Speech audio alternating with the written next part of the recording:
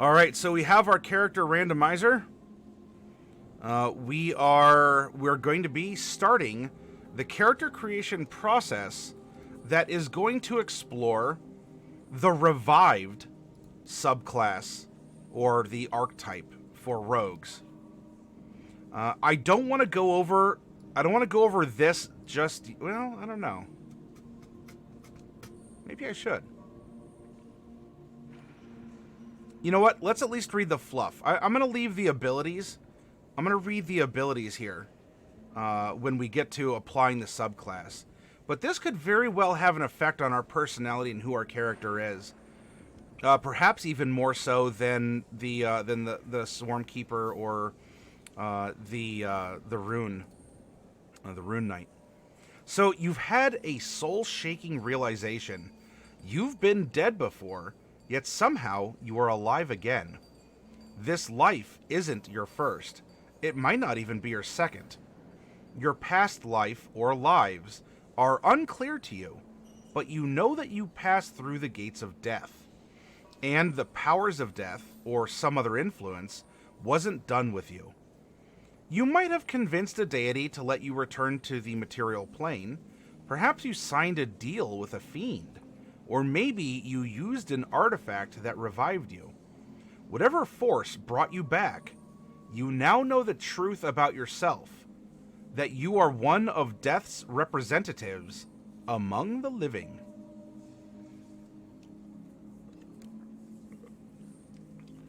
Now, offhand, I don't know, it sounds like a cool description.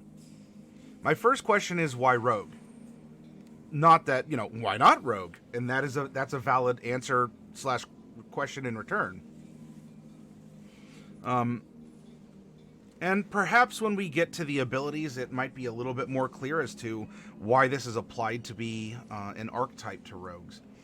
I love the fluff and the prompt, but I guess nothing is necessarily screaming, yes, this is the rogue I've wanted to play. Because it seems to be a rather universal concept. Leroy, you want to play one of these very badly? I'm guessing because how much stuff rogues get in that they have died from messing with poisons or traps. So of all the classes, rogues are probably the one to have the 9 lives and keep coming back.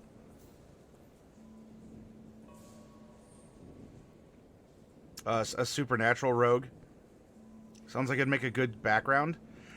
This could be this is kind of a case where, like the folk hero. The folk hero was it was one of the Unearthed Arcanas that we made before. Or I'm sorry, it wasn't called the folk hero. But it was a background that was made into a subclass. Which was, it was okay. It was a little weird, I guess, in that regard that you took, then you could be the folk hero subclass and the folk hero background. It's not bad. It was just, I guess, a little weird in that regard. Love the show. Well, thank you very much. Now, my diagnosis is that, unfortunately, Northwatch, you're gonna die. Now, I'm gonna do the best I can, and, these flowers in my mask are amazing. Northwatch, thank you so much. Northwatch, are the bits for pulling a capsule?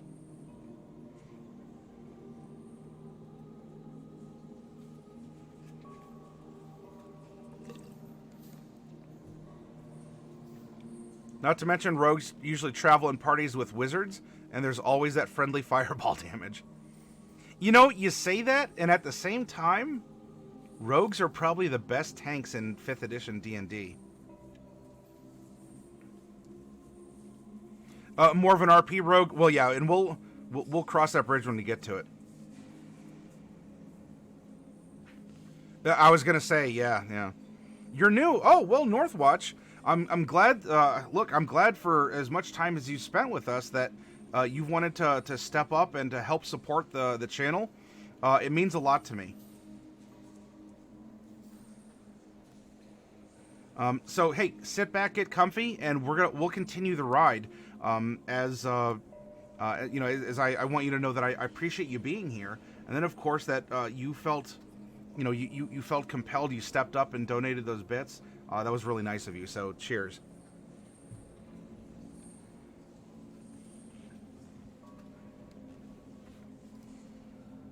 Before we get into the mechanics there, we're going to build a character first, and I need your all's help to do this.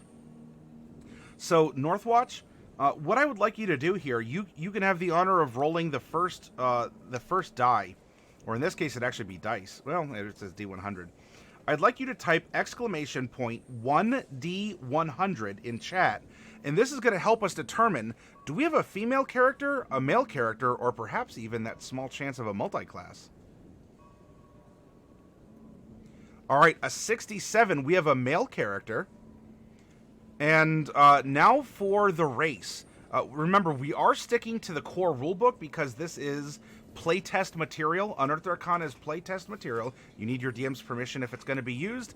And to help compare, you know, apples to apples as much as we can, I want to keep going to the source book and not build off of splat and splat and splat. Now, gentlemen role player, will you please type exclamation point 1D10 in chat to help determine the race number 3. We have an elf. Hey, Hark. Hark, will you please give me a D3 in chat to determine, do we have a drow, a high elf, or a wood elf?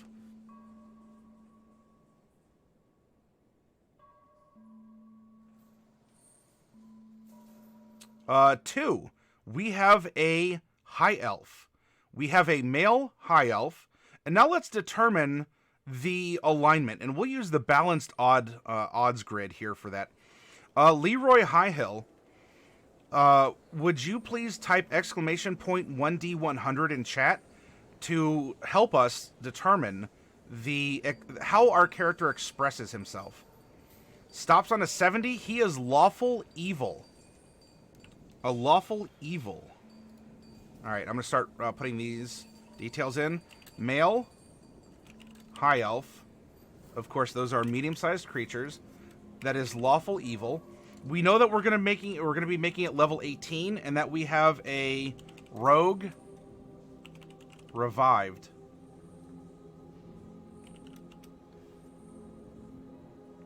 Okay. So we already know the level. Now, let's determine, are we going to replace any of the ability score improvements with feats?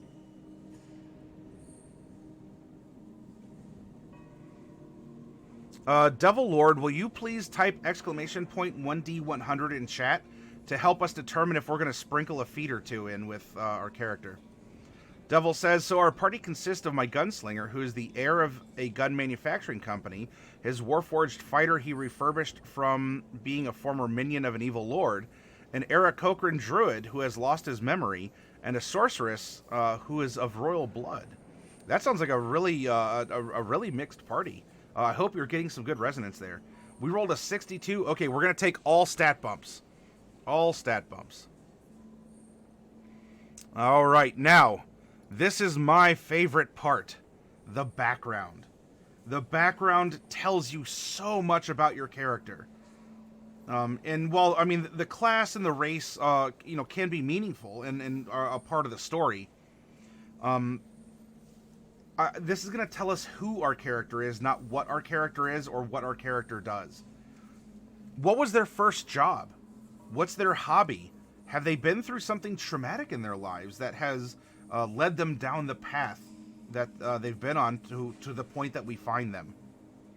Hey, Bubonic One. Oh, Bubonic, here, I'll pull it for you real quick. But Jer ended up getting a Summer Eladrin out of the box.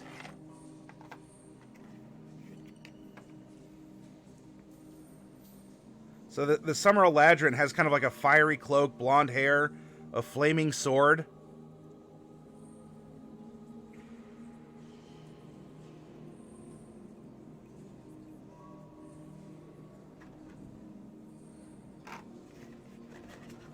So there you go, Bubonic. You've now seen all of the seasonal Eladrins in the set.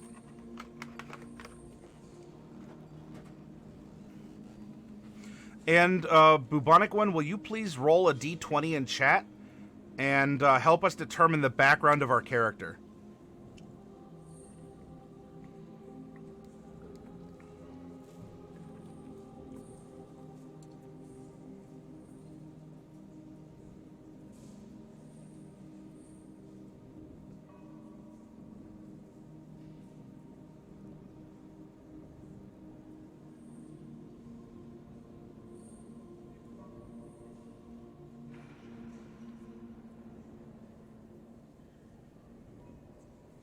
Stops on a 9.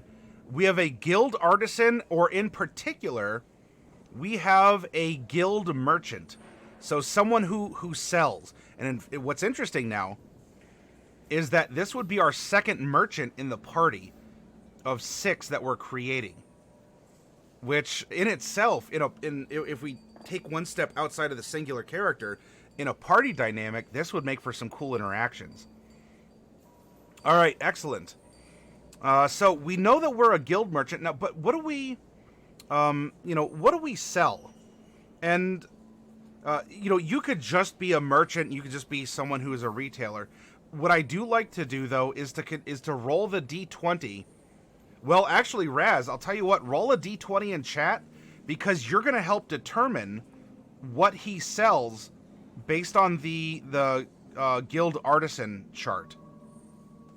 Now, I don't have the numbers memorized, but we are going to say we're a guild merchant that specializes in selling whatever number 1 is. And I haven't looked yet. We'll get to it. But that is our placeholder. Excellent. We already have our class, and we have our subclass. Do we need a class feature? No. Rogues don't have class features such as fighting styles. So we don't need to worry about this. We can now move on to, hey, we have a high elf.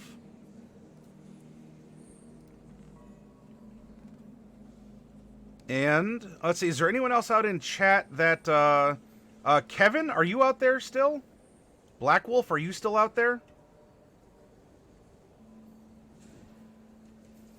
Kevin, I'd like you to roll a percentile in chat to determine how old, well, at least where in this person's life he is. Jer's out there too? All right, Jer, I'll make sure to call on you here.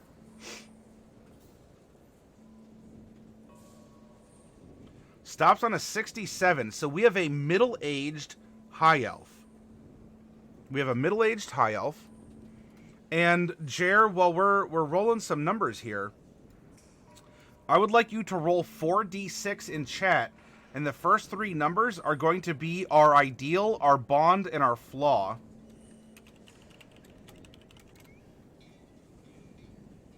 That is going to be 2, 5, and 5. And then, all right, we don't have a need for that spare 6, at least not right now. We created it in the channel, Leroy. This was based, when I started, I used a one-page Word document that I would use to present character creation. And with Bubonic One's help, that information was translated into a spreadsheet. That spreadsheet is available to download in our Discord. And then that spreadsheet evolved into what you see here.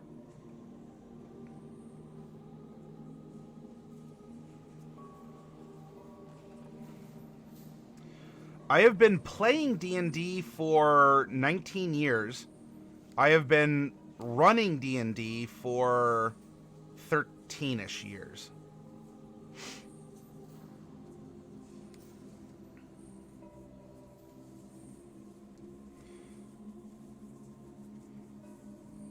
We do need a couple more.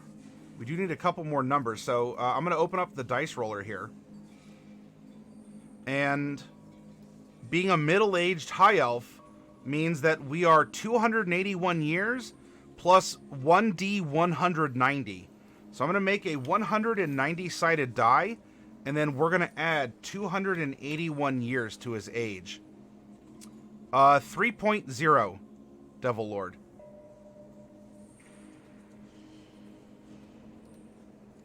All right, he is 342 years old.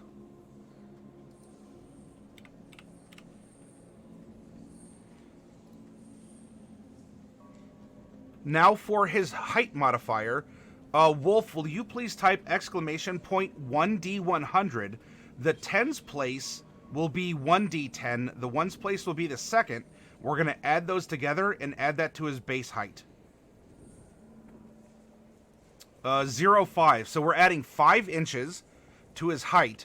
So he is only 4 feet 11 inches tall.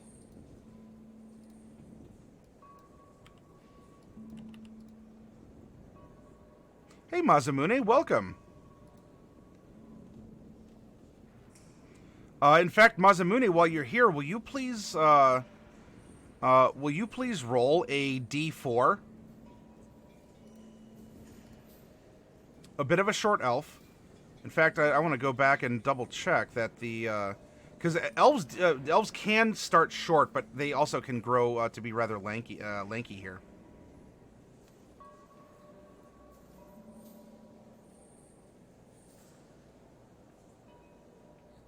Because I know a D4 is used for the small races. I want to make sure I didn't somehow not interpret that correctly.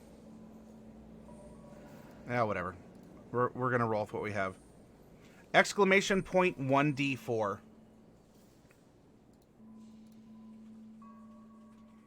And while you're doing that, I'm going to go to Guild. There we go. Guild Artisan, but particularly the variant on it, the Merchant. Hi, Hypnotic Gamer. All right, stops on a D3. So what we're going to do is we're going to take the 5 that was rolled, multiply it by 3, so we're adding 15 pounds to his base weight of 90. And so he's 105 pounds. He's 105 pounds at 4'11".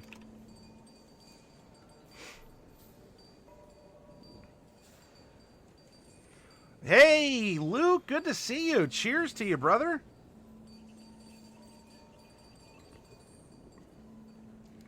And hello, Oro7. And Ars Fantastic is here? Do we have the third of the Risky Boys as well? Or are we completing the Triumvirate?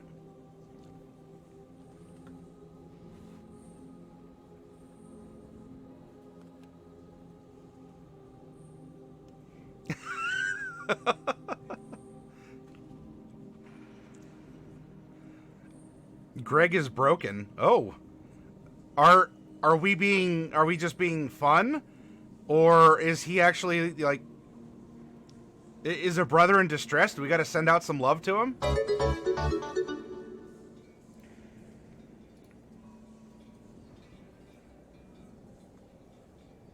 And Ars, thank you very much for the re-up.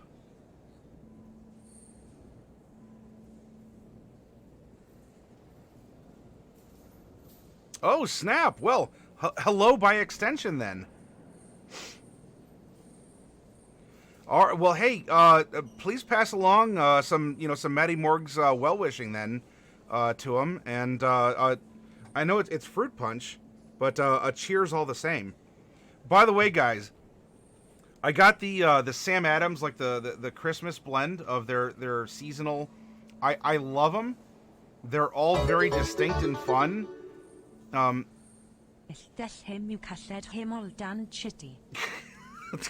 right. I can't. Now the question is he actually going to believe you, Luke? Come on. Thank you very much.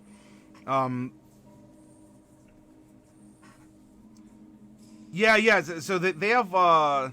So they include the regular Sam Adams, and then there's 76, which is like a lighter. It's like more like an afternoon sipping, little citrusy one. But then they have old Fizzywig. They have kind of a chocolate one, but it's not too sweet. It's like a roasted. They have it's a great selection. I really like it. I have a lot of different Christmas like independent brews right now, and of course for Oktoberfest I had a lot of the Oktoberfest ones.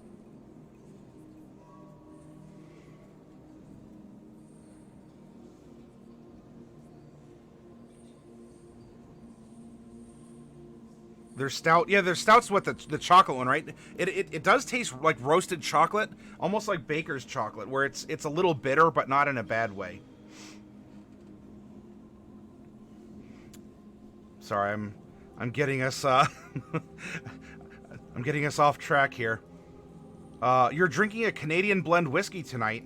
Well, we have at least 2 Canadians in chat currently who I'm sure would be able to talk. Now they love talking beer, but whiskey as well as I would imagine in their wheelhouse. Yes, I am in Ohio. That is correct. Demonetize. Is that somehow a thing, or are you being facetious? I mean, look, I don't know. They're talking about revamping their TOS and other stuff. Oh, you're just being a dingleberry. All right. Oh, and Oro is as well. My goodness. That's fine. That's fine. All right, so we're making our character here. Uh-oh,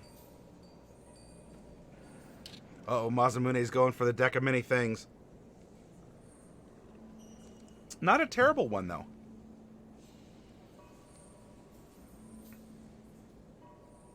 Only half? Oh boy, he's slacking then. All right, so what I need is well, I'll tell you what, Luke, will you please type !1d8 in chat? Because I would like you to give our character some personality.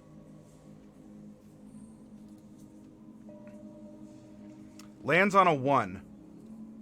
All right. And then we're going to need one more personality trait for this character.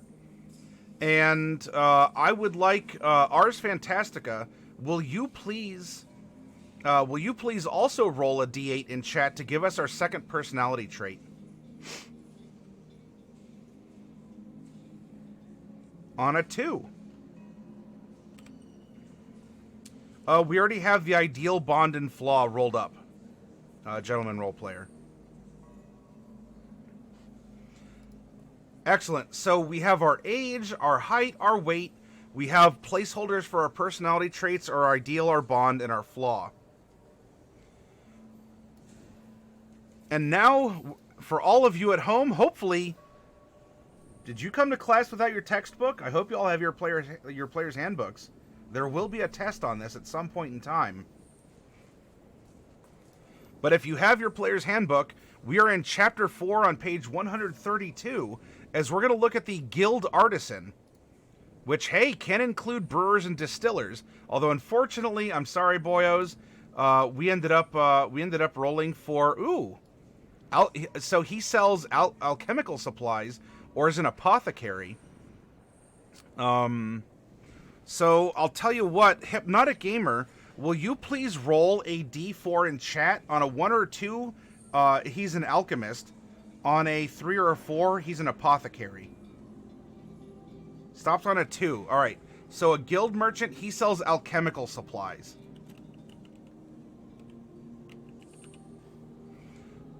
What's the big news, Luke? What's going on? Mazamune says I can probably answer most normal questions without my player's handbook. I'm razzing y'all, Mazamune.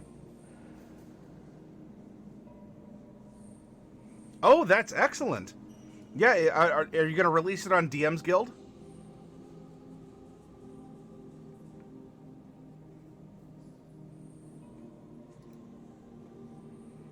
Yeah, poisons? Potions?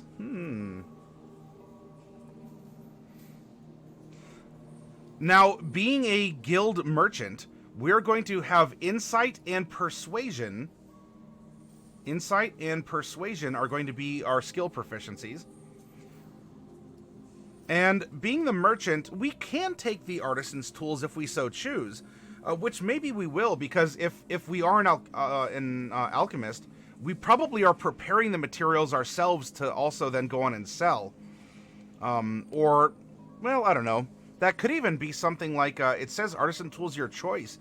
We could even give him glass blowing, so that he can make, well, so we're talking making versus selling. He is more of like a chemical supplier. So instead, we could probably give him something like the cart and the mule or the navigator's tools in order to better get around.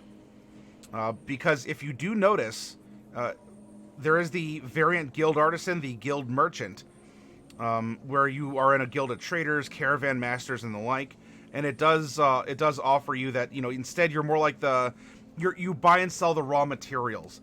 You don't necessarily make the finished goods. You either sell the finished goods, or you might supply the makers with the raw materials in that regard. Yes, a chemical supplier.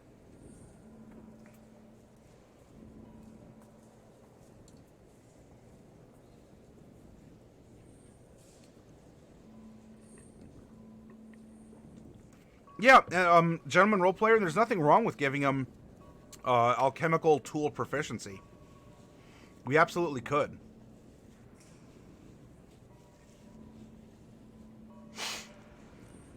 Distilled water with whiskey in it. So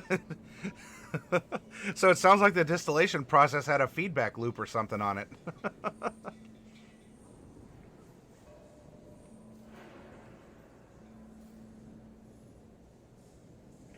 Breaking Lawful Evil is the title of this character's novel.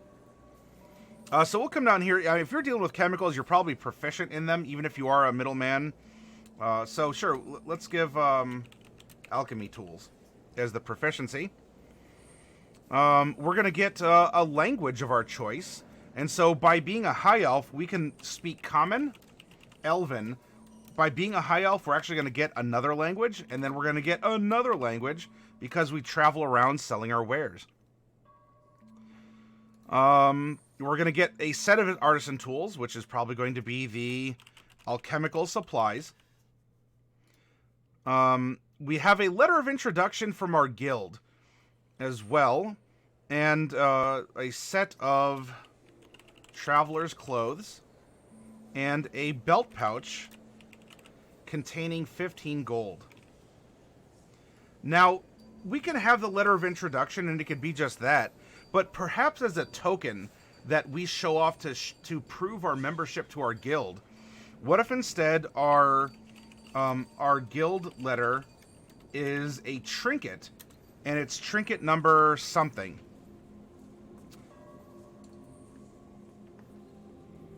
And let's see, who's here I haven't called on yet for a role.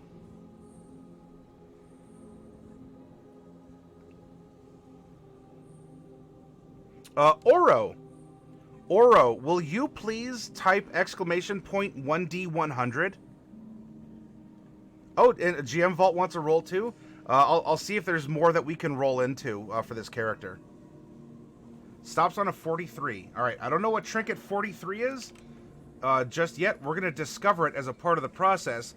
But Trinket 43, we're going to have some fun and say that this is what represents. This is what he uses to show membership. Like it's like a badge, or everyone who's a part of the alchemical suppliers has this to prove themselves.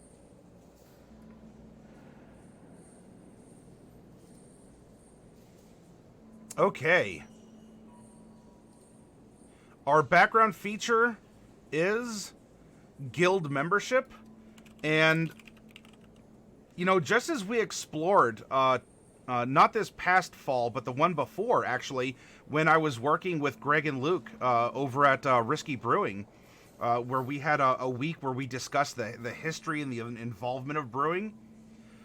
Brewers were very influential people as a guild, or as people here, and because they were lifesavers. They created the water that people drank, and so forth.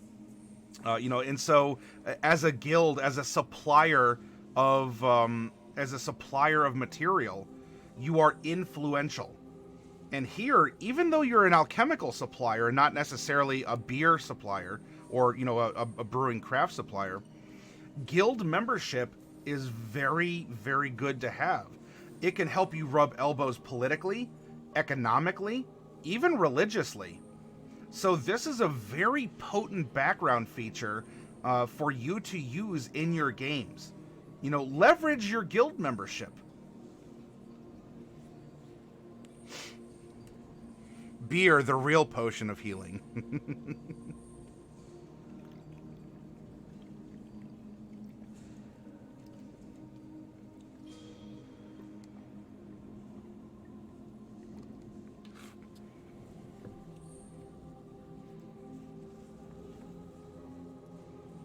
Exactly, Oro.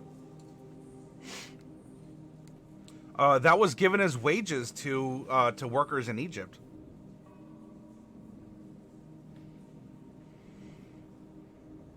All right, now let's discover our character's personality that has kindly been furnished by Risky Luke and Ars Fantastica here. Let's give our character character. Yeah, we know he's a rogue. That's great. We're going to discover rogue stuff later. I want to know who he is, what he does.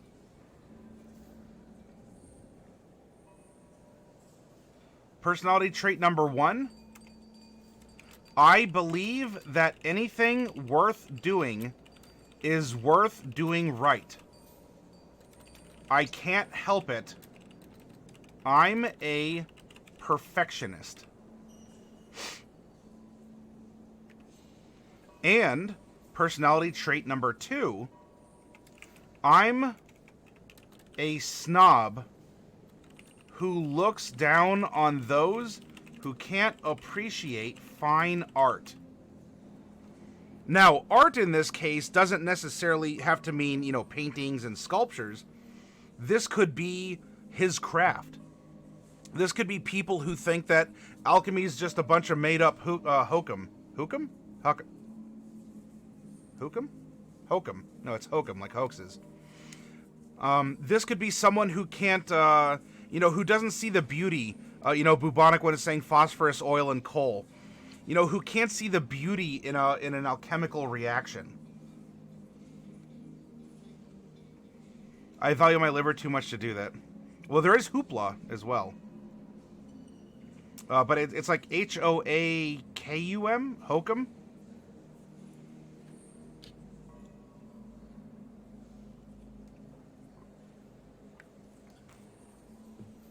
Ours, we made a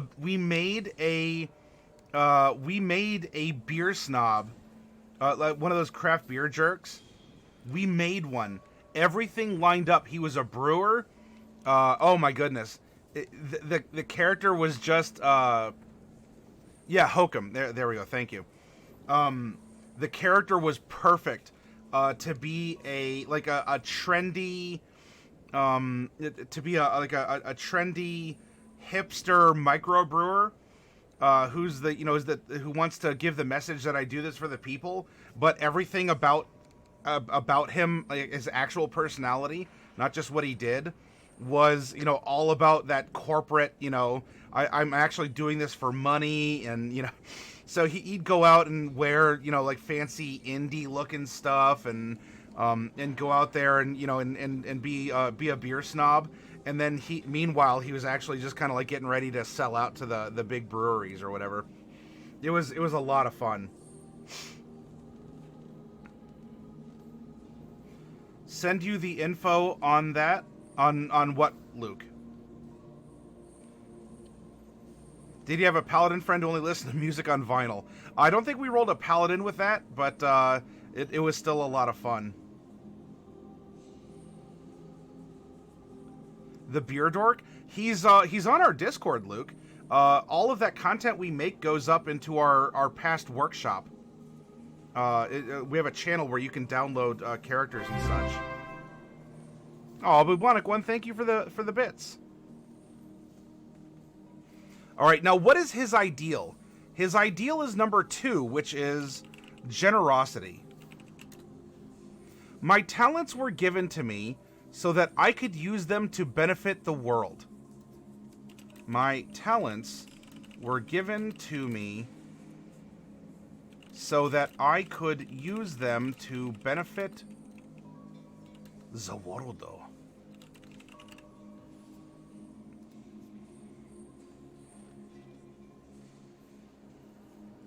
Can I help a guy? I can't do it right now, though, Luke. I, I can't do it right now, but I, myself or if someone who's familiar with that part of that channel can help out Luke and find it, maybe you can link Luke to the YouTube video where we build it, or the character sheet that goes along with it.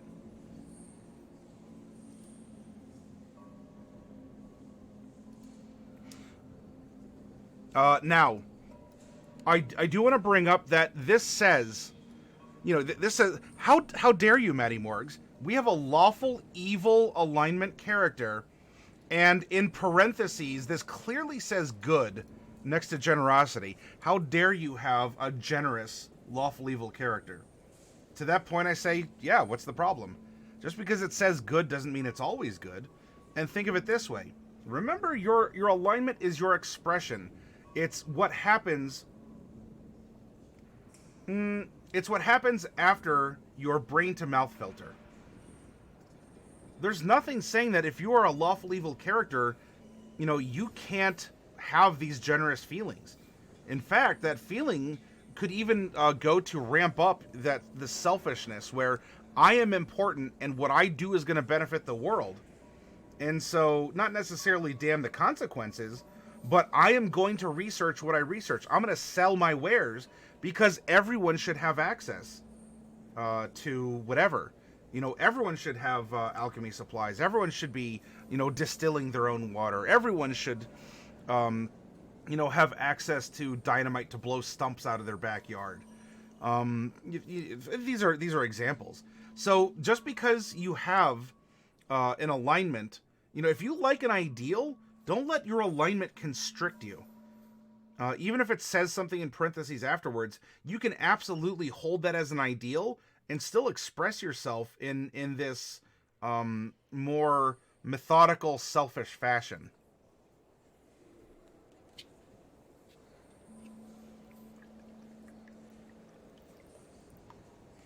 Hi, Derek. Boy, we're getting all the Canadians in the chat tonight. Where's Ivalon? Ivalon, are you out there? We need more Canadians. Come on, pile in.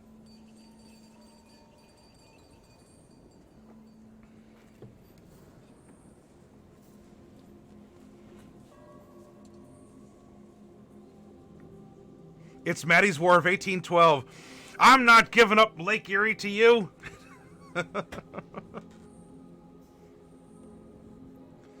What was it? Shoot. Oh, I should remember this from history. It was 2440 or fight. Was that the whole that was the war chant that gave us that nice straight line of the northern border?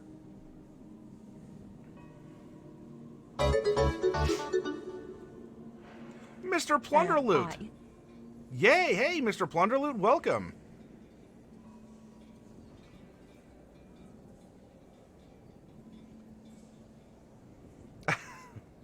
Oh, was it 5440? It's the latitude. The latitude that became the border. That was the chant, right?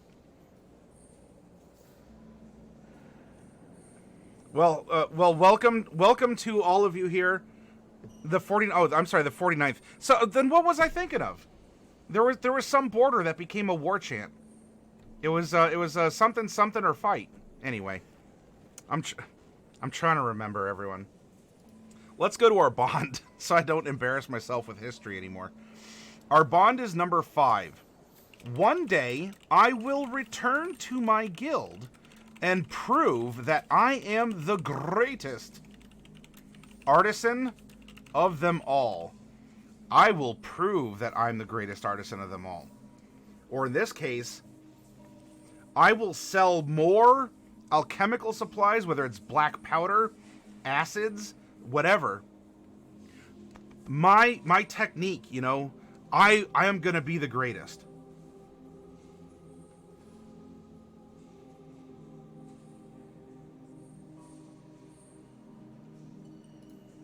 And what is his flaw?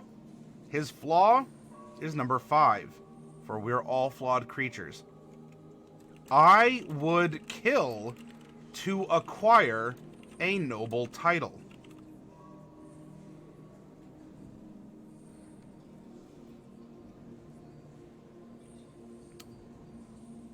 would he actually kill? Is he finding some kind of resistance? And it would really be best, in order for him to be the best, if that resistance was removed? Yeah, where did I store that potion? Not poison. It's totally a T and not an S. Yes. Actually, Kevin, good job paying attention. It was the shipwright. The Union boss shipwright that we made.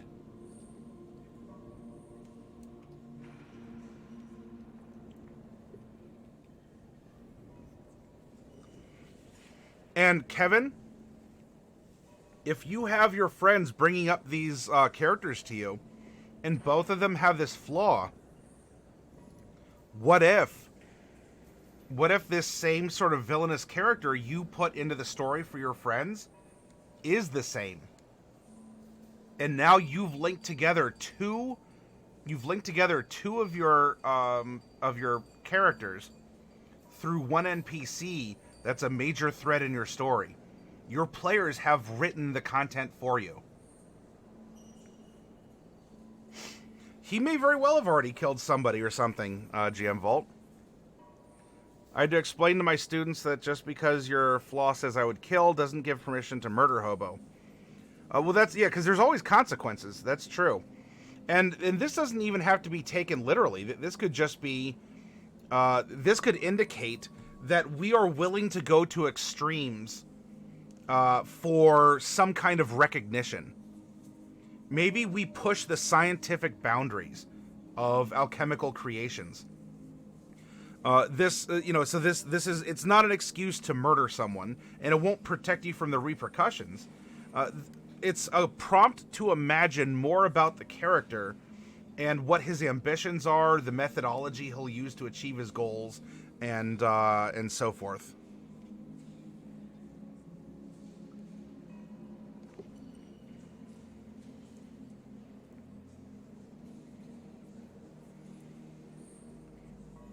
Extremes don't mean MO, but if a few war orphans need to be gutted for science, then it's clearly for a good cause.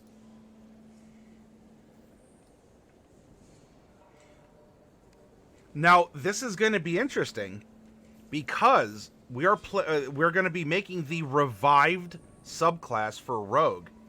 And in the context of this, we have our middle-aged high elf. I believe that anything worth doing is worth doing right. I can't help it. I'm a perfectionist. I'm a snob who looks down on those who can't appreciate fine art or its equivalent, perhaps our craft or our science.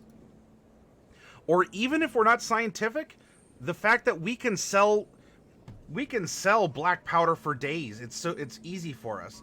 Maybe we don't have the moral, the moral inhibitors. Because we do want to make sure everyone has a stick of dynamite so they can blow stumps out of their yards. We want to make sure that everyone has whatever accessible. Our ideal is generosity. My talents were given to me. And by the way, so Derek, if this is inspiring you, because I know you love evil characters, we have a lawful evil character who is a guild merchant, so he tends to sell more.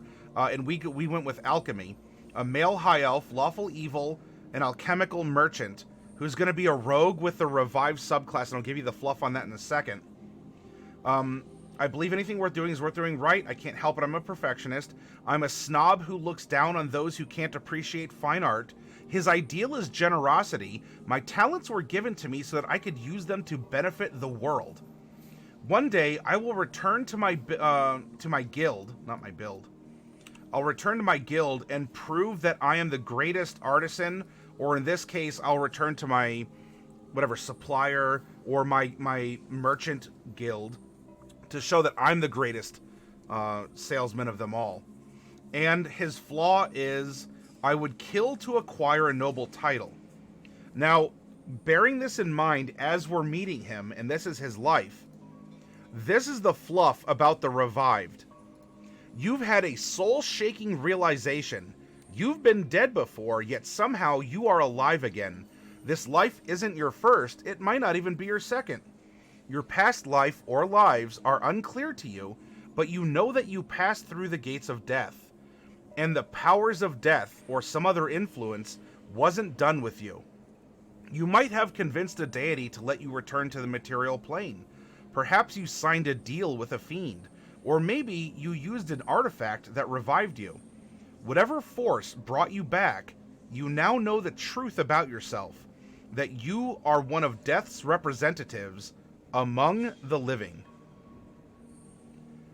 So we have our character prompts. What does this tell you about this person? About his resolve?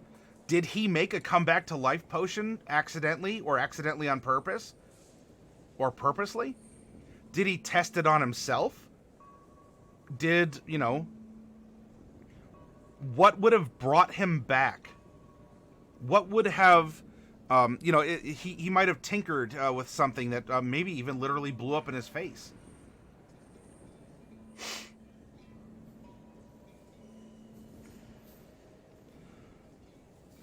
I allow for that to happen as a house rule gentleman role player, so I don't really have a problem with things like that.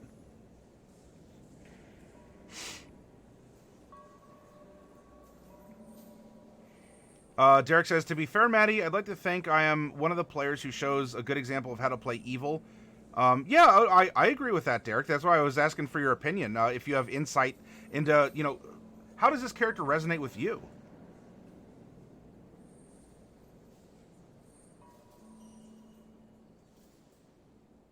Did one of his philanthropic explosives come back to hurt him?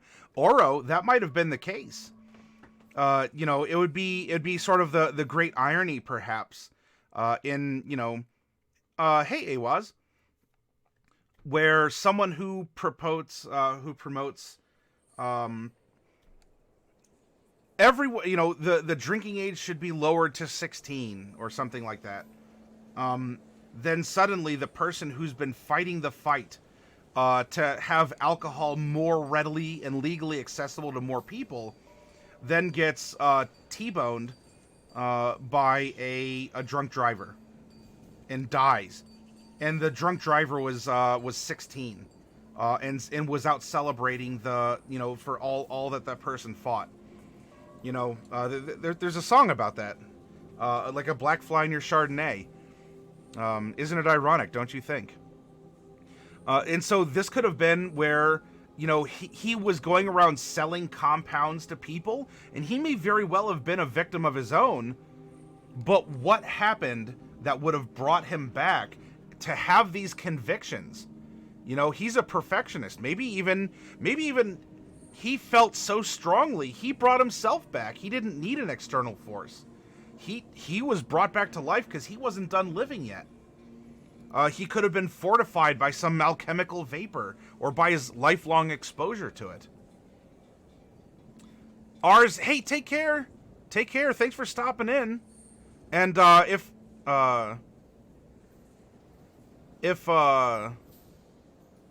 make sure to say hi to Greg for me, and Luke if you're out there. Oh, all right, you're taking off too, Luke? Thank you guys for stopping by. It's always a pleasure. It was great to have you here.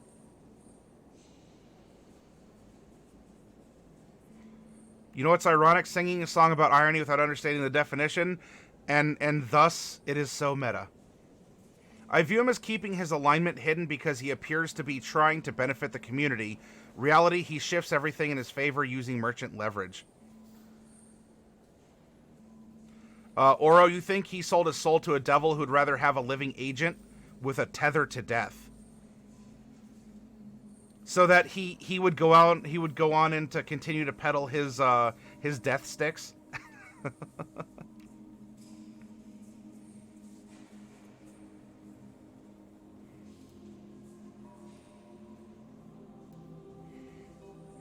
All right, now that we're getting a feel, and all of you can still bring up, what could have happened in his life that would bring him to be this revived state. As we're looking at his background, we're looking at his personality. Who is he? He's not necessarily a mad scientist because he's a guild merchant first and foremost.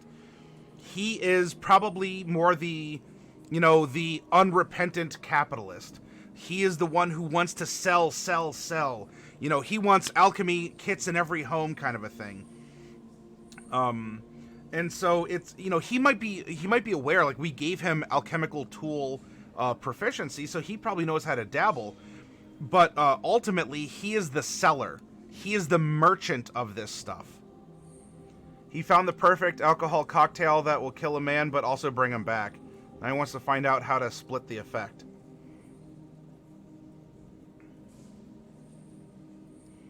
All right, now we're going to look at who he is as a high elf. And mechanically, all elves are going to get a +2 to dexterity. Our base speed is 30 feet, giving us 15 climb, 15 swim, 0 fly. We do get 60 feet of dark vision. We're proficient with the perception skill. And we do have Fey ancestry, which is going to give us advantages versus being charmed. And magic can't put us to sleep. We also can enter a trance, where we can get the benefit of a long rest once every 24 hours with only 4 hours of trance, instead of a long rest of the 6 to 8. Languages, we already have our languages, including that which we're going to get as a high elf. Our intelligence score is going to bump up by 1. I do see this as a very intelligent person. Elf weapon training. You have proficiency with the longsword, short bow, and longbow. Which I think that's going to be redundant, at least mostly, with rogue weapon training. The longbow might be an addition here. So I'll just put L/S, sword/bow. And then we'll get to rogue stuff when we get to that point. We're going to know a cantrip of our choice from the wizard spell list. So this is going to be as a high elf. That's a weapon entry. We are going to get a wizard cantrip of some kind. So if one comes to mind, you know, so we have this person, would Mage Hand, you know, perhaps to mix or to more safely, you know, like blend and push things together. Again, that's the alchemical take. Or would something like Friends? Friends would probably be a good one for him if he's going to be a guild merchant. That way he goes and he can woo people. He can talk to them even more better. I don't know, so Friends is actually kind of talking to me in that regard. And then, of course, the extra language, but I already have that accounted for.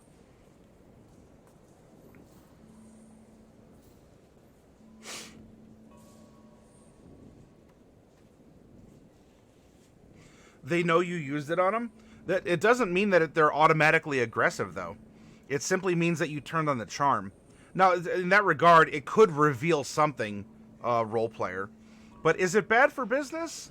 Business people go out for drinks all the time. And you very much know that when someone's buying you a bunch of drinks, they're trying to butter you up. So is this, you know, would the Friends cantrip be any different than buying drinks for someone? Maybe, maybe not. These are all good thoughts to juggle around. Prestidigitation could be a good one to help, you know, to look clean and presentable, to maybe give yourself a bit of a perfumed air. That would be another really solid one too.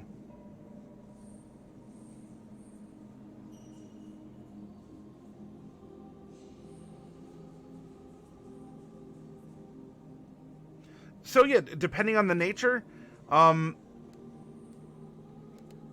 could still make an argument for it. It doesn't have to be, and your version may very well not. Well, it's risky, but I mean, risk and reward. Sometimes you just need to get through. Sometimes you just got to make that deal, and once the signature, look at it this way, gentlemen role player. If we can secure a contract to supply 3 tons of sulfur, we got to get that signature on the contract. Are you willing to do what it takes to be this power broker of alchemical supplies in order to get that signature? Probably. You know, and it just says the mood becomes hostile. You know, it doesn't mean that they're going to, you know, pull out a knife and that they're required to shank you either.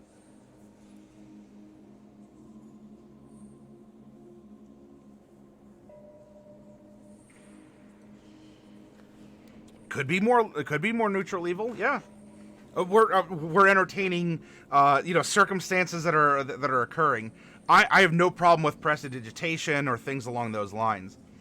But as we have this cantrip who's a part of this person, what is a cantrip that he would have developed or could have helped guide him in this direction because he has used it in a particular way all his life.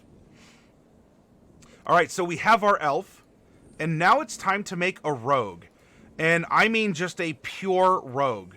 We're not going to touch the subclass just yet. I'm only making 18 levels of rogue. Rogues are D8 hit die classes. And wouldn't you know it, we have 18 D8 hit die that we can spend when we rest to naturally recover our senses, to give us a nice psychological boost. Because remember, hit points are not injuries. They can be, but they're not always. When you lose hit points, it doesn't mean that you've been stabbed necessarily. It could mean that you're fatigued, you're battle weary, your resolve to continue is diminished.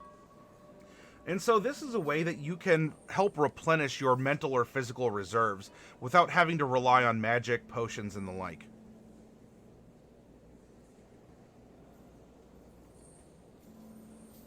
Whoa, Phyceris, guten Morgen to you. It's been a little while. Welcome. All right, we do get proficiency with light armor. We do get proficiency with simple weapons, hand crossbows, long swords, rapiers, and short swords. So we already have short swords, and long swords. So there's that. Then the bow. Well, so really this would just be simple. You know what? I'm going to put... We have 2 curated lists. Elf plus rogue weapons. Ta-da. Because there's some redundancy and I want to keep things moving. So there are certain weapons at which we'll excel. You know, being a merchant, especially one if you're a power broker, look, finding success sometimes means that you got to make an enemy. And he might carry a hand crossbow on him for protection. We are proficient with thieves' tools, alchemy tools, and thieves' tools. And there's a cat. Ta-da! Our saving throws are going to be dexterity and intelligence. Well, I'm sorry, our proficiency is going to be dexterity and intelligence. And then we're going to get to choose 4 skills from acrobatics, athletics, deception, insight, intimidation, investigation, perception, performance, persuasion, sleight of hand, and stealth. Hey, Grimvex, good morning to you as well.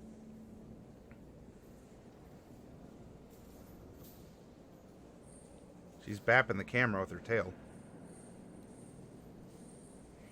Oh yeah, she's a beautiful tortoiseshell calico. Here, hey, you want to show off your face? Oh, look at that splash of color.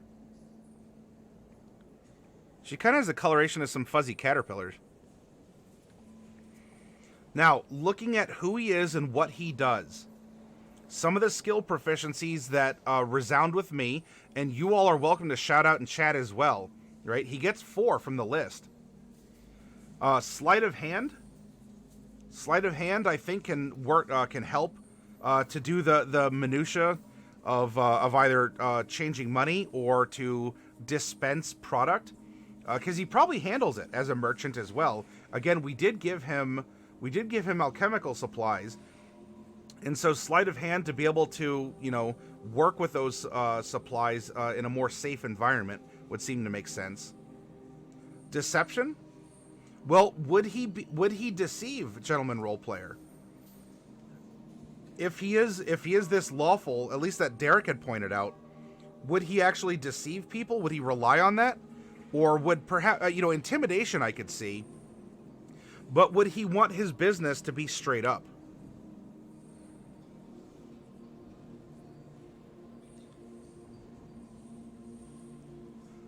Insight would probably be... Oh, you know what? He already has insight from being the guild merchant. He has insight and persuasion, and he got perception for being an elf. Investigation, I think, could help him put things together, find contracts, write contracts as well. You know, for supplies, for orders. Investigation could be a good one.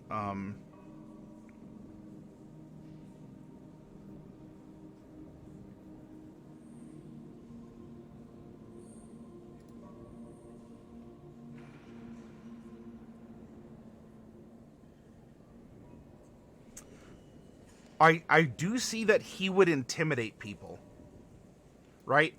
He has that dominant personality, right? My talents were given to me so that I can use them to benefit the world. One day I will return to my guild and prove to them that I'm the greatest of all, that I am the GOAT. I would kill to acquire a noble title. I think intimidation would absolutely be something that he does too. He already has persuasion from being a guild merchant. He got insight and persuasion from that. Now, what he could do, if he's not so much a deceiver, performance. I think performance could be very good here. Have any of you seen the old Pete's Dragon Disney movie? If you've seen that movie, then what might come to mind is, hey, Oro, you got me on that. There we go. You have the Flim-Flam doctor who came into town and sold a bunch of bunk to people.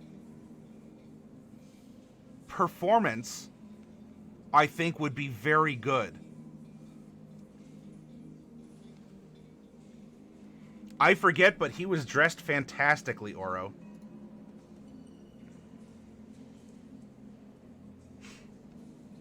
And not even just oratory, gentlemen. This could also be like dressing in a certain way, carrying yourself in a fashion.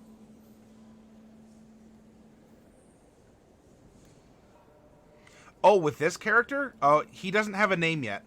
He's still a set of stats, and he'll earn a name after we get past this point. All right, now, starting equipment, I'm not going to worry about it. He's level 18. He probably doesn't have a lot of his starting equipment anymore. He is going to get expertise. And so he's going to choose 2 of your skill proficiencies or 1 skill in Thieves' Tools. Your proficiency bonus is doubled for any ability check you make. Now, this is a point where I can pause and say, talk to your dungeon master. If Rogue allows you to get expertise in Thieves' Tools, would your DM allow you to take expertise in your Artisan Tools also? In something else related? Why not ask your DM? Now, your DM might say, no, I'm gonna roll this with what's in the book. Okay, that's cool. It doesn't hurt to ask and build the world, build your character. Still, I don't know if he would necessarily be the kind that would have proficiency in Thieves' Tools. I think it can help him in what he does. But for the class, we're going to have expertise in 4 skills. And for what he does and who he is, I would say, what? Maybe the performance, persuasion, investigation. Maybe insight, so he can try and read the crowd in order to butter him up.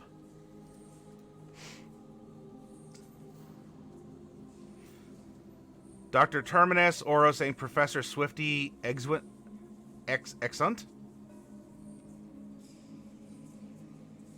Now, if you think he'd have expertise somewhere else, then, hey, shout it out.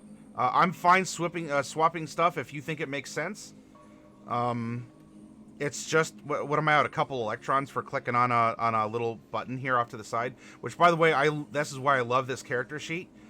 You see if you have expertise, how you can just indicate it with a little, like the moon That's no moon. Anyway, so we have expertise in 4 skills. We're going to get sneak attack. And at this level, if we go back up here, our sneak attack is 9d6. Which, by the way, also I passed over. Our proficiency bonus is a +6. We are also going to learn Thieves' Cant. We are going to get Cunning Action. We are going to we're going to skip the Roguish archetype. I'm also skipping over the ability score. I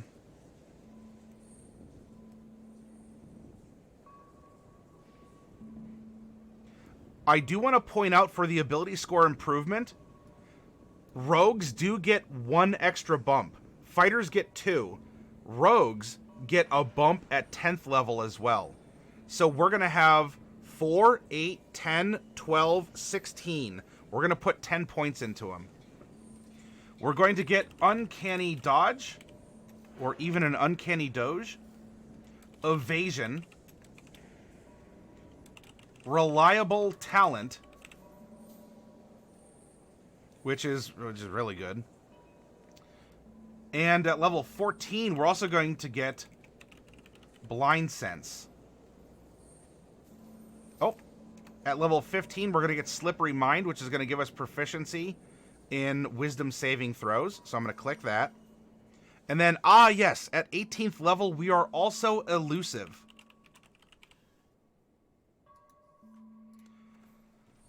Attackers rarely gain the upper hand against you. No attack roll has advantage against you while you aren't incapacitated. That's pretty good.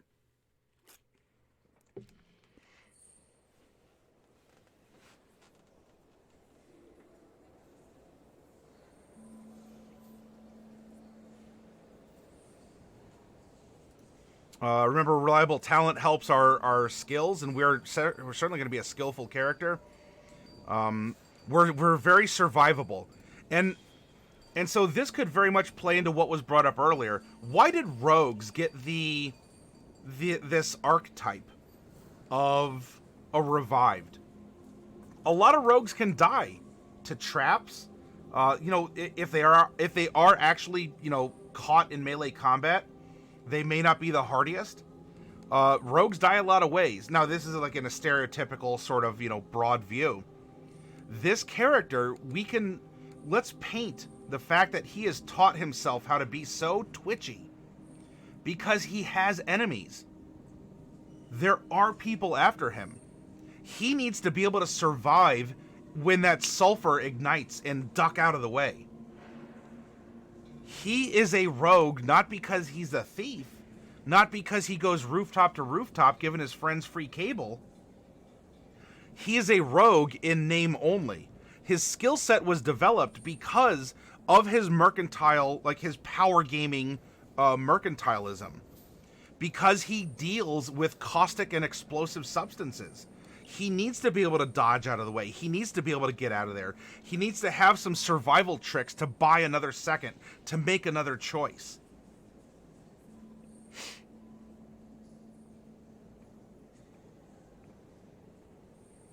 Traps, cursed artifacts, accidents, drowned by a local evil organization. Yeah, the list goes on and on. And so this is why we're building a rogue, but we're not building a rogue that we may commonly think about. We're building a survivalist and someone who needs to maneuver the political waters, the economic waters. Remember too, right? Your character sits on a stool, and a stool needs 3 legs to be stable. We can argue the subclass is the 4th, and that's fine as well. But the main 3 legs is your race. Yep, is your class, of course, and your background. Your background is so important for your character in 5th ed, and I love that it's a part of the character creation process.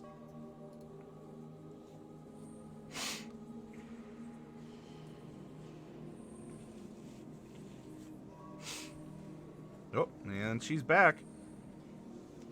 All right, so now that we have built our background, our race, and we have our class information, we've understood how he has these abilities and how he uses them.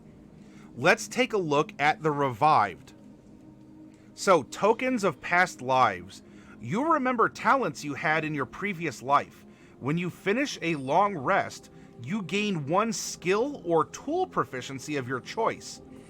You can replace this proficiency with another when you finish a long rest. We're skillful, we're smart.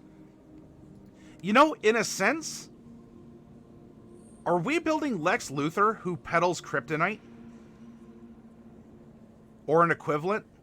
Lex Luthor will tell you everyone should have kryptonite on them because Superman, if he goes rogue, he is a menace to the planet and everyone should be armed and ready to do their part to take him down. I can only wonder if we have an elvish Lex Luthor on our hands. All right, so because of this process of how we died, or maybe, I don't know, maybe we went to crush up some bones we found to make like a new type of steel, or like a recipe to try and sell or something. Or karma hit us one time when we weren't quick enough to get out of the way. And another soul has imparted itself, almost like in a diablerie in Vampire. And Derek can talk to you about this in general. It's actually possible that you, as the successful diablerist, as the one at least who initiated the diablerie, are actually consumed by the person that you have diablerized. And so we actually could have a merchant who turned into maybe almost like a reverse Ebenezer Scrooge. We had Old Fezziwig. Old Fezziwig here had something happened, and everyone said, well, ever since he bonked his head in the explosion, he's turned out to be more of a Scrooge. What if he actually had visions or temptations? If he's lawful evil, has he had a dealing with a devil or even a Yugoloth? Yugoloths are quintessential merchants. Might have happened, says Derek. Awaz says, this has nothing to do with anything you're doing, Maddie. Do you know anything about Forge Clerics? They're in Forge Clerics are in Xanathar's guide, and they're good at creating and imbuing things. But I don't off the top of my head know the specifics. All right, so we have tokens of past lives. This would be a very interesting character to play.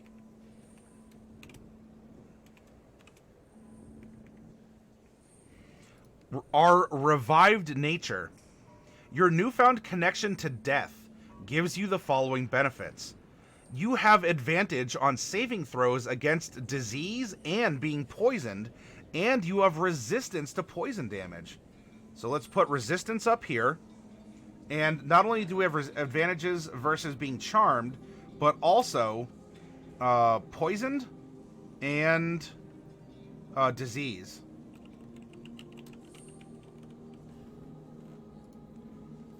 Also, we do not need to eat, drink, or breathe.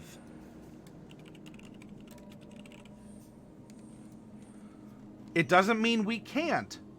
It simply means that we don't have to.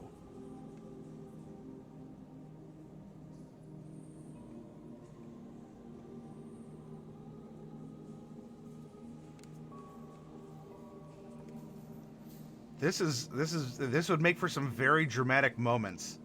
If you're trying to deal with this power broker merchant.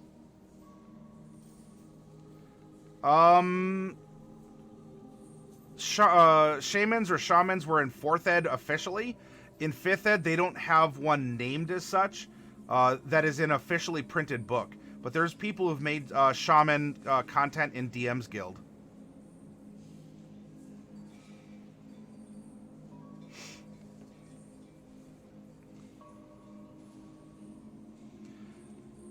Well, hey, Saris, if you live in Barovia, you want to grow that garlic, right? I love that this simply becomes an option. Now, this means, though, that if you have somatic components for something, or you got to, like, speak a command word, like, you still have to, you know, you have to breathe and be able to speak. But this is a cool little role-playing bit. Anyway, you don't need to sleep. When you take a long rest, you must spend at least 4 hours in an inactive, motionless state rather than sleeping.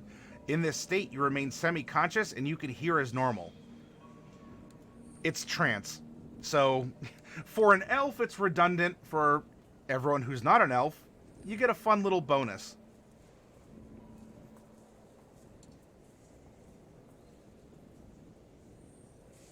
Bolts from the grave.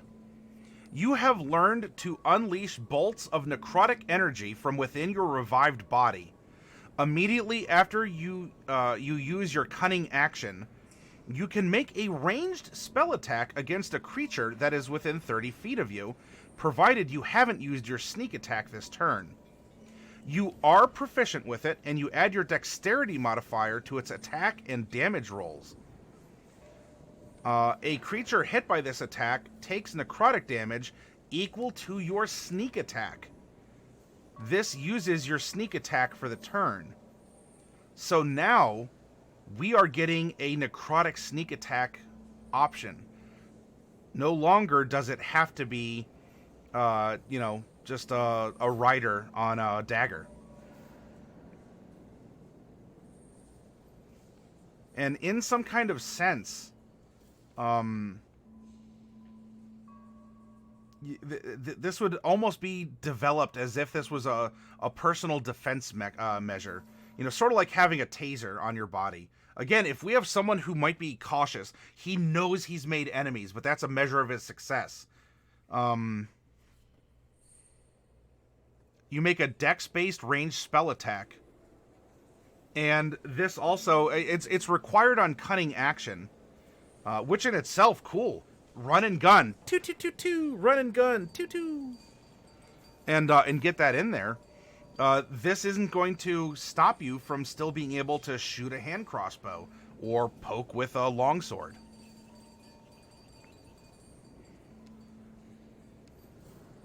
Connect with the dead. You can create a link with a spirit through their corpse. When you do so, you cast the Speak with Dead spell without using a spell slot or material components. Intelligence is your spellcasting ability for the spell. Now, I want to point out, how powerful would it be if you can speak with the dead as someone who researches formulas, as someone who probably probes into trade secrets, trade routes, contacts and contracts. The dead aren't necessarily allowed to lie to you during Speak with Dead. What things has he uncovered and learned? You know, you have a scientist who says, "No, nein, I will take this to the grave with me. You will never have my secret formula." And our rogue here, oh, what a shame. I suppose I won't be getting those from you. Now, anyway. I'll come back in a week. Bye.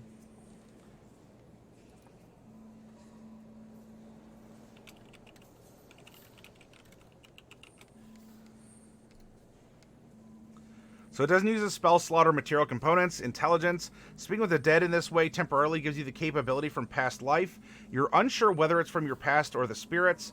When the spell ends, you gain one random benefit from the revived capabilities table. The benefit lasts until you finish a short or a long rest. Oh snap! Fiora the Tank Girl is coming in with Fioralings. 13 of them to be precise. Welcome everyone, welcome. So after speaking with dead, we learn how to speak, read, and write a language of our choice.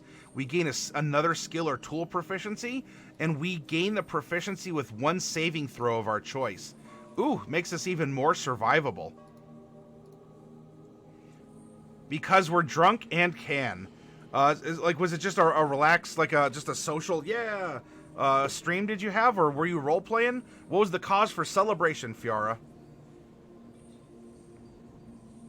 Am I building Jonah Hex? Asks Grimvex. Hey, if we want to take some motivation from Jonah Hex, I suppose we can. Gentleman says it's another option to use sneak attack in combat without flanking. Flanking isn't a requirement, or technically doesn't exist in 5e. I get what you're saying, though. But adding range to it, you can range with a short bow or a hand crossbow. You can still sneak attack with it at range. Why'd you need to sneak attack anyone or any more unless the target is resistant to necrotic?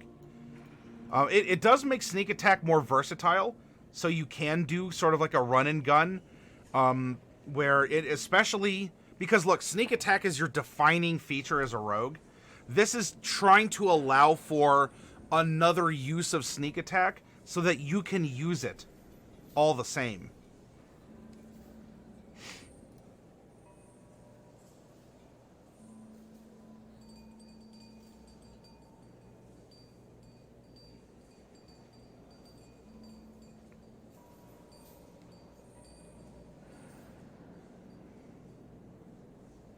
Yeah, it lets it use it effectively every turn. Triggering it isn't too, you need an ally in melee combat, or you need advantage. And there's many ways to set either of those up. However, if you're doing a solo mission or something, this would allow you to use that bonus action and dash around and run and gun while you're doing so. Yeah. Let's see. Then we have our audience with the death. Oh, actually, I gotta put connect with the dead. Audience with death. When at death's door, you can converse with the powers of death. You have advantage on death saving throws, and whenever you make a death saving throw, your spirit can ask an entity of death a question that can be answered with yes, no, or unknown. The entity answers truthfully using the knowledge of all those who have died. So a little, this would be interesting to play out, because you would need to be, and maybe as an alchemist, or especially if we went apothecary, you might have a way that you work with your DM to put yourself into a chemical stupor, where you are making those death saving throws. You're putting yourself on the brink, in this instance.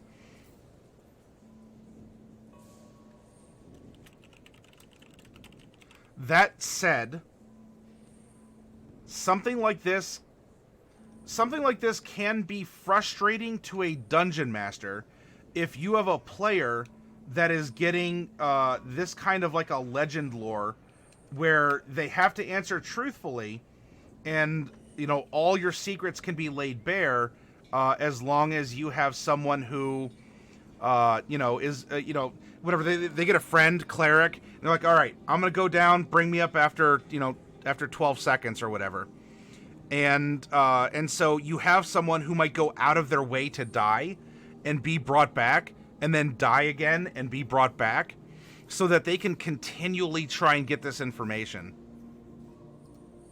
In addition, whenever you have 0 hit points and are healed or stabilized, you can change any of your personal characteristics, your personality, trait, ideal, bond, or flaw. So it doesn't change you physically, but this means that a ghost could come back and swap up your ideal. I can't say I've seen something like this before. It feels a little weird.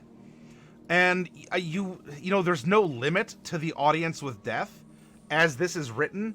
There probably should be, in a daily capacity, maybe off of int, maybe off of con, because again, if you set up some kind of like a wombo combo, then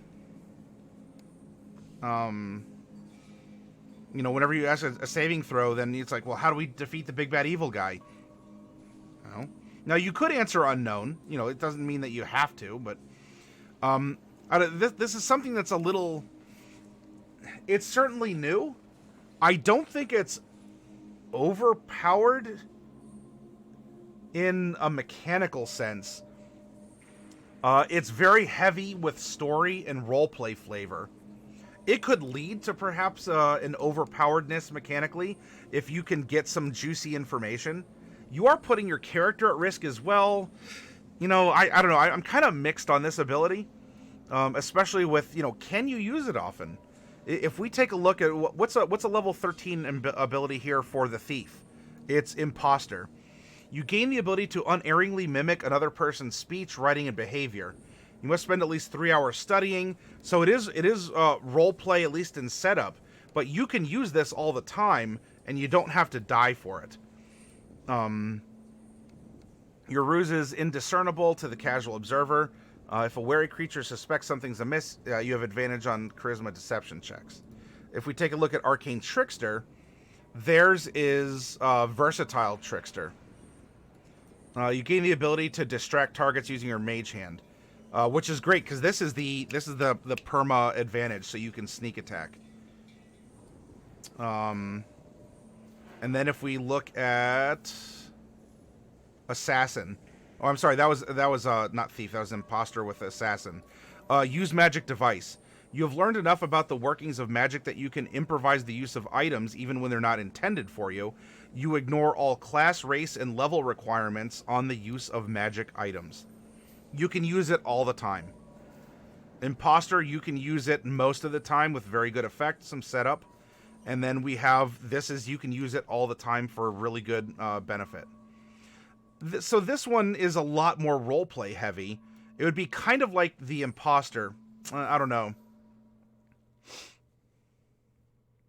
You're heading out? All right, gentlemen, role player. Thanks for sticking around.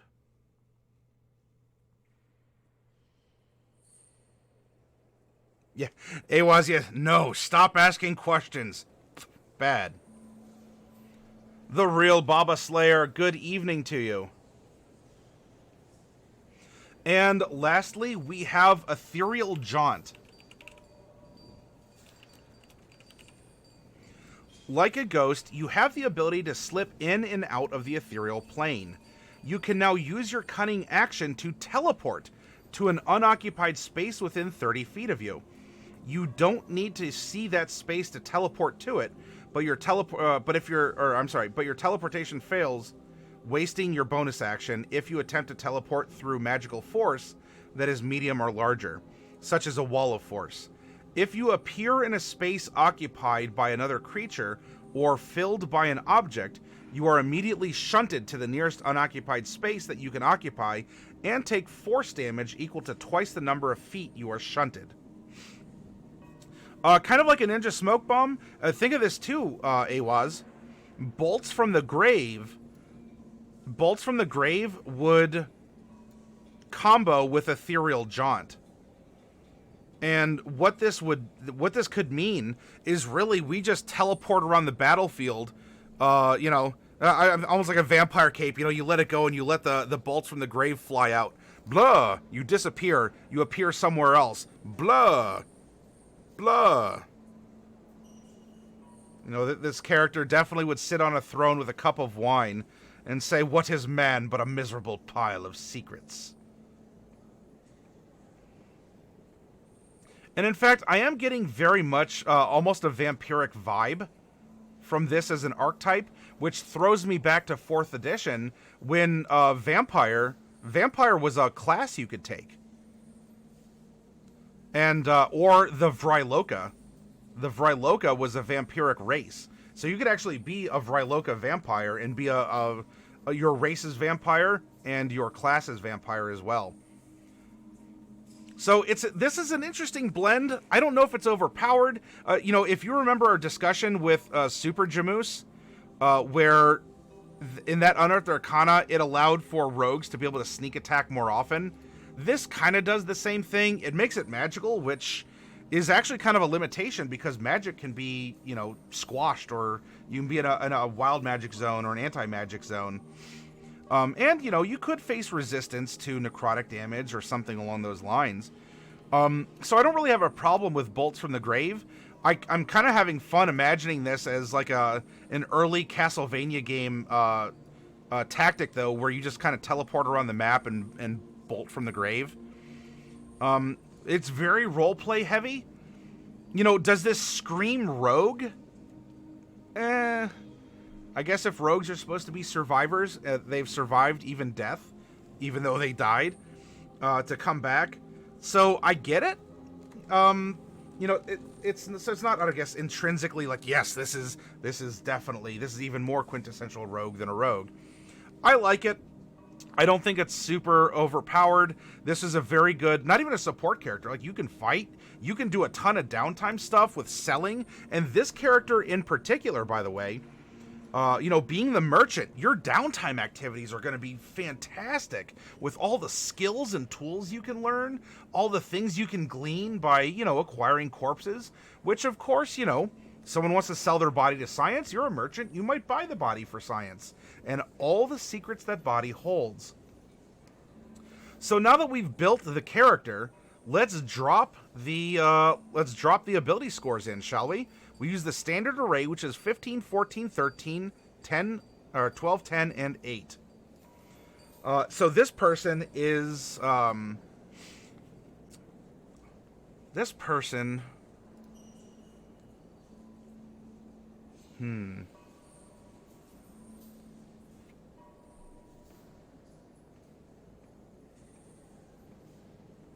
We could probably go 15 on the dex, and I want to go 14 in intelligence because he is a very intelligent individual. And you know what? He is a brain character. And so I think our con and our strength would be the ones to be our dump stats, so to speak. Let's give him a... Actually, let's put our 14 in charisma, our 13 in intelligence, our 12 in wisdom, our 10 in constitution, and our 8 in strength. Yes, we're level 18. Now, when we add on our racial modifiers, that's going to put us at a 17 dex and a 14 intelligence. From here, we get to add a level 4, 8, 10 as per rogue, 12, and 16. We get to add 10 points to our character here. So if we go 1, 2, 3, 4, 5, 6, 7, 8, 9, 10. Well, I think his dexterity for survivability would, not 30, would go to 20. And that would require 1, 2, 3 points. From here, we do use intelligence for a couple things. And I think he would be very intelligent. Let's put 2 points into intelligence. Let's put 2 points into charisma. And, you know, we have wisdom. Wisdom saving throws are really good as well. We're also good at insight and perception. Let's put 2 more points into wisdom. And remember, when he hits level 19, he'll get to put 2 more points into something, which would probably be wisdom to round all this up and to be really nice and a good cerebral character. Maybe intelligence going to 18.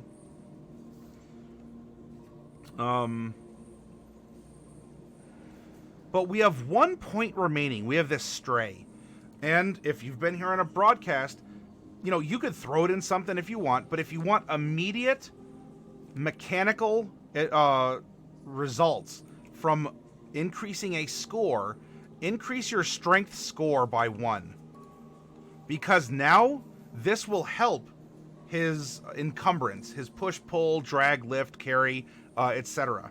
By having a higher strength score. It's not just reliant on a modifier.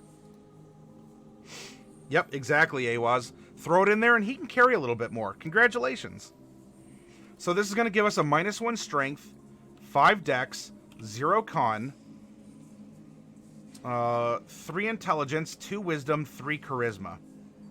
So our strength save and our athletics, they are what they are, -1. That's fine. We're going to pay other people to do this sort of stuff for us. We're going to have a dexterity saving throw of 11 and a sleight of hand of 11 with a 5 acrobatics and a 5 stealth. And remember, too, all his skills are going to benefit from reliable talent for being a rogue. So, and he's already like super skill from his class and his subclass.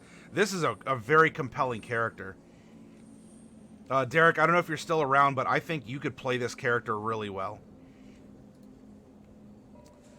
Intelligence saving throws a 9. Investigation, we have expertise in. So this is actually going to be 12 plus 3. So we have a 15 investigation. 3 arcana, 3 history, 3 nature, 3 religion. Our wisdom here is going to be an 8. Perception is an 8. Insight is going to be 14 because we're an expert in it. That's going to give us 2 animal handling, 2 medicine, and 2 survival. Then finally, charisma. Charisma is going to be a 3. Deception's a 3. Intimidation's a 9. And then we are experts in performance and persuasion. So that, again, that doubles your proficiency bonus. So that's 12. 12 plus 3 is 15. 12 plus 3 is 15. Ficera says that character sounds like one that could derail the entire plot at some point. It could be possible with all of the information, the crafting. I mean, you are absolutely a social creature, a roleplay creature. And even in combat, it might sound a little bit like a one-trick pony because you're just built to survive and run around and pew-pew things. But you know what? If that's what you got to do, that's what you got to do, and that's what warlocks do anyway with Eldritch Blast. So, I kid. You don't need Eldritch Blast as a warlock to be functional in a good part of a party. That's right, I said it. Now, passive perception is going to be an 18. That's 10 plus our perception modifier. That's our natural awareness, and we are definitely aware. Our armor class, I have no idea what a level 18 character's armor class would be. We don't use a shield, but what armor we have, we didn't equip them. I'm not worried about that. Initiative is going to be a plus 5. There we go. Because it's a dex check. Da-da-da-da. Current hit points. Well, at level 1, we're going to get the full 8 hit points of our hit die. The remaining 17 of our 18, because we already have our first level taken care of, is going to be half plus 1, which is 5. And then we're going to, for all 18 of our class levels, we're going to add in a Constitution, a bonus equal to our Constitution modifier. So this is easy math. 18 times 0 is 0. This is going to end up being 85 plus 8. So we have 93 hit points at level 18. That doesn't sound like a lot, and you're correct, it's not, which means that we are built to survive using our cunning action, our uncanny dodge, our evasion, our blind sense, and we're elusive. Let alone anything we pick up along the way, and especially by being an alchemist, maybe potions to fortify us. I mean, this character, despite only having 93 hit points, has the ability to be very tanky, or at least super survivable. Look at this. Without any feats, we're proficient in 3 different saves. And these dexterity and wisdom are big.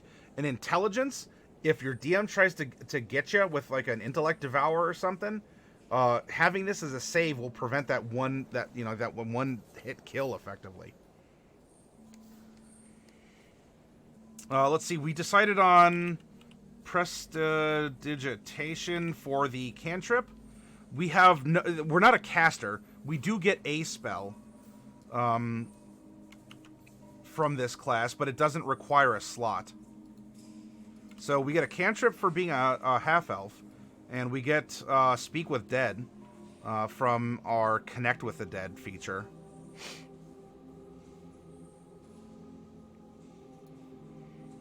And this is also Speak with Dead int-based. This is once per rest, whether it's short or long.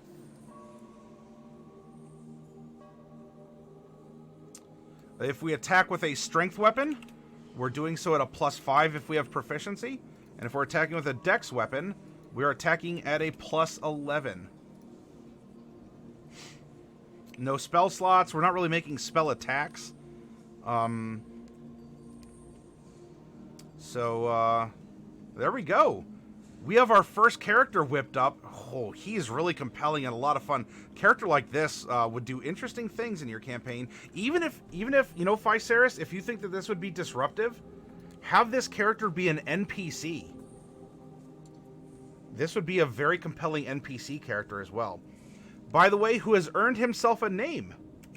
So if you all have any name recommendations for this character, feel free to drop them in chat. What I'm going to do, though, is I'm going to get up and take a quick little break here, get a snack and a drink, and when we come back, we can bust open one more character sheet and make another one of these revived rogues. Kevin, you want to name him Varric Elbaros? Tricky Dick Wormwood? Oh, so are these inspirations from something? Does a Varric remind you of something? Does is Wormwood an inspiration from something? Awaz? I'm open to what was the source of this?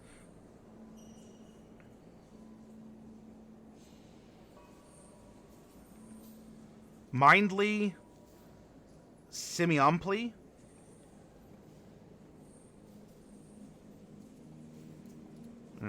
I'll see what I can do. Drupalin the Lunatic? You think he'd have he'd allow a title like that? Maybe. I'm not poo-pooing the idea.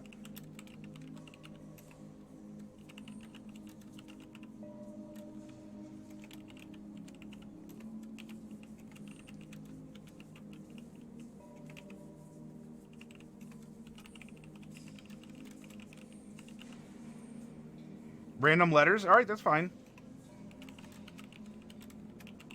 Dr. Drake Amora. Alright, so I'll see what I can cobble together here. Evil Nixon getting information. Plus Wormwood is good to trade with for weapons to drinks. Oh yeah, well yeah, because Tricky Dick was the nickname for President Nixon.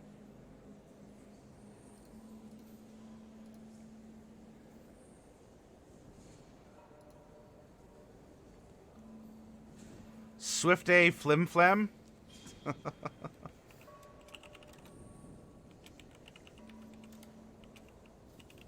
Is this a hyphenated? All right, very good.